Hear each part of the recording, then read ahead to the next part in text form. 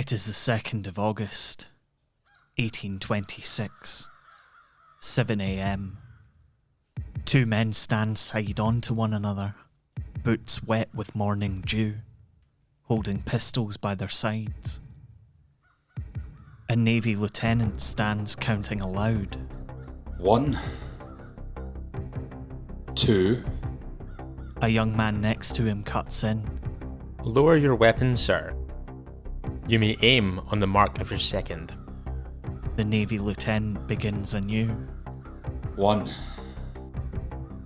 2, 3. Gentlemen, are you ready? One man's arm is steady as a rock. The other is shaking from the weight of the pistol. Shaking from the anticipation of his own mortality. Fire! When a piece of lead shot, a bullet, pierces the flesh, it must first pass through your clothes. You'd think they rip and tear, but they don't. The force of the bullet punches a hole through the fabric and takes it with it. As it punctures the skin, the force of the shockwave rippling through the air fragments the bone on either side of the bullet. It and its new parade of shattered bone pierce the organ, while the shockwave ruptures and traumatizes.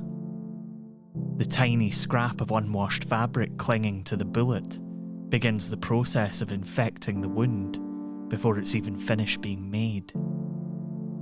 And then, before the victim feels the pain, the bullet leaves the body and lands innocuously on the ground, leaving behind it a tiny hole where it entered, and a larger, vicious, more gory hole where it left. It's about that moment that it all explodes. The searing pain, the shock.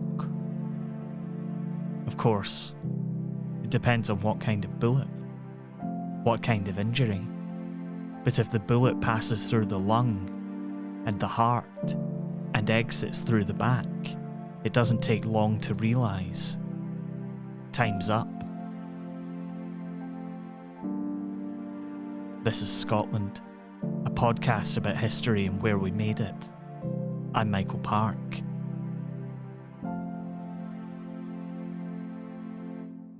You never cared for David Landale. Not to say that Landale is a bad man. You don't have any evidence to the contrary, but there's just something about the way he carries himself. Like he's better than you. Like if he stepped on you in the street, he'd feel the need to use a branch to get you off his shoe. Even in church on a Sunday, you can see him looking down his nose at you, like he's nobility or something. But he's no better than you, or your brother. You're the town's money men. What could be more respectable than being a banker? You'd served. You'd been a lieutenant in the Fifeshire militia. What had Landale ever done, apart from swan around being well regarded by the people of Kirkcaldy? They didn't even know that Landale was almost flat broke. His linen business was losing money hand over fist thanks to the defeat of Napoleon.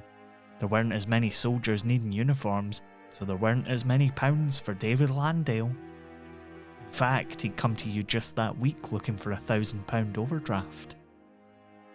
Your brother had said he could have it. He'd shaken on it, the idiot. But you don't think Landale can afford to make good on the payments, so you write to him and you tell him, in the politest possible terms, where he may stick his £1,000. To say you're then seething as you read a letter from the Bank of Scotland demanding to know why you've apparently reneged on an agreement, well, that would be an understatement. That sneaky snake Landale has gone full Karen and spoken to your managers. You reply that you don't believe Landale is good for the money, and you're merely protecting the interests of the bank and all of its customers from being stained by bad credit. That'll show him. People always suck up to him just because he lost his father and then his wife inside 6 months. But sorry pal, if you can't make your business ends meet, then it's not going to be up to Lieutenant George Morgan to bail you out. You tell another local businessman that exact thing, In fact, you'll tell anyone who'll listen that Landale is in financial trouble. What's that saying? Gossip's like glitter. You can never really clear it up. And once you write to Landale and tell him that you expect an apology for him going over your head to moan to the bank, things start to snowball. Maybe you shouldn't have signed your letter as Lieutenant George Morgan. It was kind of an aggressive move to remind him that you used to be in the army and you have a certain way of solving problems. And yet, you were the one who had been wronged. Imagine the temerity of that Landale speaking to your bosses over a handshake. His reply lands on your doormat the next morning as you're cleaning your pistols over breakfast. Surprise, surprise. He won't do the decent thing and apologise publicly for doubting you. You make a note in your diary to pop down to the blacksmith and order 3 dozen pistol balls. You're gonna have to start practising. After all, can't allow this insult to pass without reaction, but you won't be challenging that upstart. As you leave the house clutching your umbrella, despite it being a beautiful summer morning, you know of one way to make damn sure he challenges you. You see, gentlemen have a code. Some might call it fragile masculinity, petty-mindedness, or downright pig-headed stupidity. But it's a system of honour that you, and even the likes of Landale, live stringently by. If you're insulted, you have the right, nay, the responsibility to challenge that insult and demand satisfaction. But Landale's some wet merchant, and you're a crackshot soldier, so if you challenge him, well, that's basically murder. Landale leaves the bookshop and crosses the street in front of you. If he challenges you, you're hitting him on the back with your umbrella before he even knows it. Not too hard, just hard enough that he feels it, and making enough noise that everyone in the street sees it. Checkmate, mate. It's not long before a letter from Landale arrives, challenging you to a duel at Carrington just outside the town. It's almost the perfect way to get rid of him for good. Do away with this smug denizen of the town and show your prowess on the dueling grounds in the process. Oh yes, this is going to be the thing that puts George Morgan on the map. Needless to say, you accept the challenge and immediately start practising. You hear that Landale pops off to Edinburgh to buy himself a set of dueling pistols, despite never having fired a gun in his life. Cute. Every duelist needs a good second, and you ask a Navy lieutenant you're vaguely acquainted with since no one else will agree. Milne will do. The others complaining about an ungentlemanly assault are just idiots. You send Milne to meet William Milley, the second of Landale, and he offers him your terms. You'll both admit you were equally culpable, and the whole thing can be called off. You know fine well he won't go for it, and it'll be the death of him. And so, it is the 2nd of August, 1826, 7 a.m. You and David Landale stand side on to one another, boots wet with morning dew, holding pistols by your sides. Your second stands, counting aloud. 1, 2, Lower your weapon, sir. You may aim on the mark of your second. 1, 2, 3. Gentlemen, are you ready? You hold your pistol out ahead of you, strong as a rock. Landale's hand is shaking from the weight of the pistol, shaking from the anticipation of his own mortality. Fire! You'd think that clothes would rip and tear, but they don't. The force of the bullet punches a hole through the fabric and takes it with it. Not that infection is going to be a problem for you. You blink in disbelief as you see Landale's face reappear from the cloud of smoke. He's staring back at you, more perplexed than jubilant. You don't see any holes in his clothes, although your vision has been clearer. You cough, wetter than most of your coughs. Probably the blood. The blood. You drop to your knees before you feel the pain.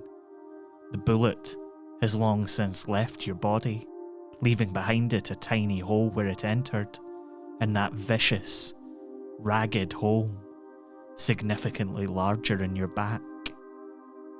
You're dead inside a minute, a traumatic wound to your heart and lung. Landale, the reluctant duelist, is the victor, and immediately goes into hiding. A warrant is issued for his arrest, and a trial date set in Perth. The merchant, who fled from the duelling grounds in the corpse of his bank manager to the Lake District, tells the court he will return to face them. And he does. A month after your death, weeks after you've been laid to rest in the family plot, after your name has been ignominiously left off the headstone, Landale faces trial for your murder. You never understood why everyone respected Landale so much, why people liked him so much. He wasn't even nobility, just a merchant that never had a nasty word to say about anyone. Even the judge agreed, and so did the jury. It only took them a few seconds of hushed whispering to return a not guilty verdict. They didn't even leave the courtroom. Landale goes on to become Lord Provost of Kirkcaldy. He marries. He has 11 children.